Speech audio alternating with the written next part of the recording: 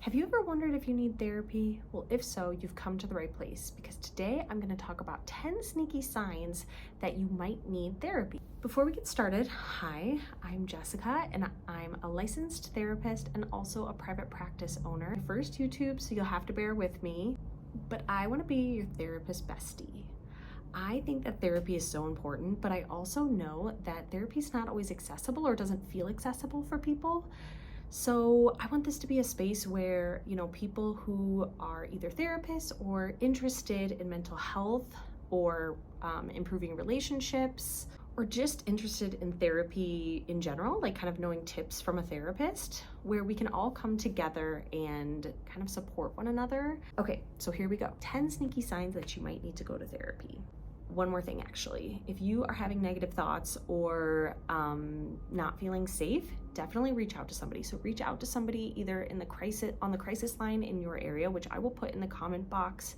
I'll just put like kind of a national crisis line, or reach out to somebody who you trust. This list is not meant to describe symptoms of severe mental illness or people who are kind of in crisis, but rather sneaky things that kind of sneak up on you and you might not realize are a sign that therapy could be really helpful. So the first one, you are feeling like a burden to family or friends, or maybe you're not feeling like a burden, but you're just noticing yourself venting to people a lot in your life. People who love us. They want to support us. They want to listen to us talk about our problems, but also they're not the same as a therapist because they are not unbiased. They are seeing it through the lens of knowing you and loving you. And also, that's basically it. They know you, they love you. So they're seeing it through that lens. A therapist is totally unbiased and you're not going to burden us. You're not going to be putting too much on us because we're trained to listen to people vent, right? So you don't have to worry about it affecting us negatively or us judging you or seeing you in a negative light, because this is what we're trained to do. The second one, number 2, is you're going through a life transition. So a life transition can be so many different things. It can be graduating from college. It can be moving to a different city or state. It can be going through a divorce or a relationship ending. It can be a death in the family. It can be just so many different things. Any life transition that you're going through, a therapist can help you navigate this. Again, because you might need somebody to process with or vent to. And second, because therapists don't typically give advice, but we can help you with decision making. So if you just moved and you're struggling to make friends, therapists can help you find resources to make new connections. If you're going through a loss, like a divorce, a therapist can help you just process your feelings about that, or they can help you, again, get resources to kind of find a support group or, just find what you need. Number 3 is you are struggling to get out of bed or you're just feeling fatigued or tired all day. So fatigue can be a sign of depression, but it can also be a sign of anxiety. Sometimes we get worn out from feeling so anxious. So if you're noticing that you're feeling tired and you're not sure why, right? Like there's no good reason. Like me, I have a newborn at home right now. I'm tired all the time. There's a good reason for that. I'm up with her so much in the middle of the night. But if you're feeling like, okay, there's not really a reason why I should be feeling more exhausted, you should go talk to someone about that, because it might be a mental health issue, but it could also be a physical issue, and a therapist would hopefully help you rule out those physical issues. They would send you to a primary care doctor or somebody to help you rule out any physical things, or you could start at the doctor, and then if they ruled out physical things, then it's probably a mental health thing, and a therapist could help you with that. Number 4, you are feeling more irritable or angry. Like you notice that you're snapping at people or you have more road rage.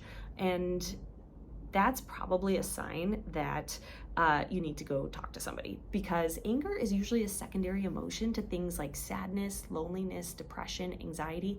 And by secondary emotion, I mean like the anger is what's coming out, that's what's showing, but what's underneath of it is something else. And sometimes we just as humans feel more comfortable expressing the anger because society has told us that anger is more, well, in some societies, we've learned that anger is more acceptable than sadness or loneliness. So if you're noticing you're more irritable, it would be really helpful for you to go talk to somebody, because a therapist could help you figure out what's going on, even if you're not sure why you're feeling more angry or irritable, because sometimes it's obvious, right? Like our job is really stressful or something like that's going on, but sometimes it's not so obvious. So if you go see a therapist, they can help you try to figure out what the root cause is, or what the primary emotion that you are not letting out is. Number 5 is if you need help making a decision. So are you wondering if you should go back to school? Are you wondering if a relationship is right for you? Are you wondering if you should move or if you should end a friendship? A therapist can help you with this. Again, they're not going to tell you what to do, but they're going to help you lay out all of your options and kind of figure out what the possible positive and negative consequence of each option are, and that'll help you get better insights on how to move forward.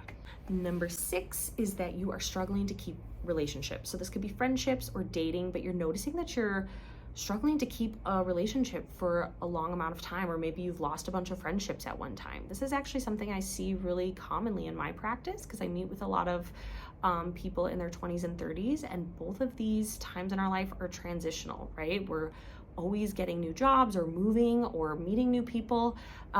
So people will sometimes come to me and wonder, like, okay, I've had a bunch of friendships end at once. Like, is it something I'm doing? Or was this just a natural progression?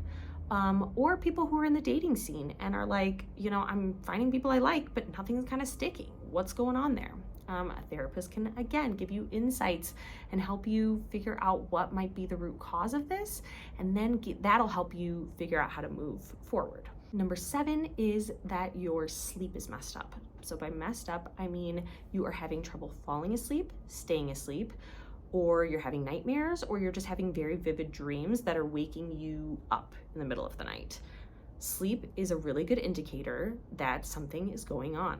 So like I said, these are sneaky signs. So if you're not seeing a reason why your sleep is messed up, then it would be helpful to go talk to somebody so that they can help you figure this out and help you maybe improve your sleep hygiene, because it might be something that you're doing, before bed or when you wake up. That's not helpful for good sleep hygiene. So a therapist is going to be able to help you figure out what a root cause is and give you some tips on how to improve your sleep. This is one of the things that therapists work with a lot, so we can usually help you out with this. Number 8 is another just like kind of indicator. If you've gained or lost a bunch of weight at once, that can sometimes be an indicator of some mental health issues, right? Or something physical that, again, you would need to rule out. So maybe you go to the doctor first, you rule out any medical reasons for why you might be gaining or losing a lot of weight.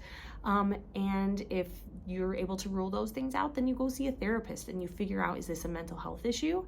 Am I doing some disordered eating things?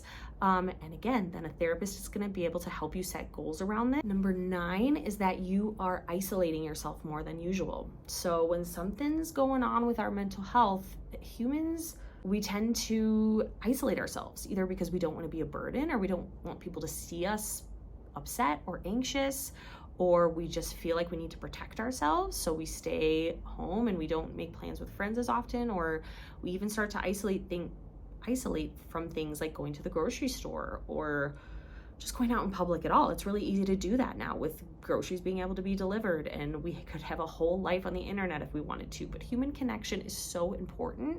So even if you're like, oh, isolating myself feels really good right now, it might be helpful to go talk to a therapist and see if there's something that you're avoiding by isolating, because if there is, then you're going to want to deal with that thing that you're avoiding.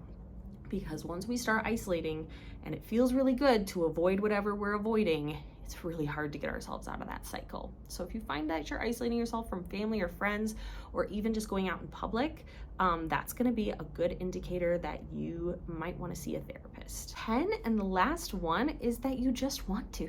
You just want to check out what therapy is all about. You've heard people that you're close to going, or you've seen it on TV shows, or it's not really like a lot of the TV shows, but you just want to check it out. That's totally fine. And if you tell your therapist that, like, I just want to kind of see what happens, that's totally fine. Therapists are happy to kind of go through the process with you and see if you might need therapy longer term, or if just a few sessions of kind of exploring some personality things might be helpful.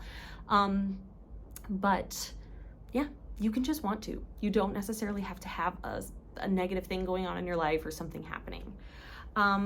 Okay, So those were the 10 sneaky signs that you might need to go to therapy. And again, I'm Jessica, and I appreciate you so much watching this video, and I hope to make many more and keep connecting and building a community. And yeah, have a great day wherever you are.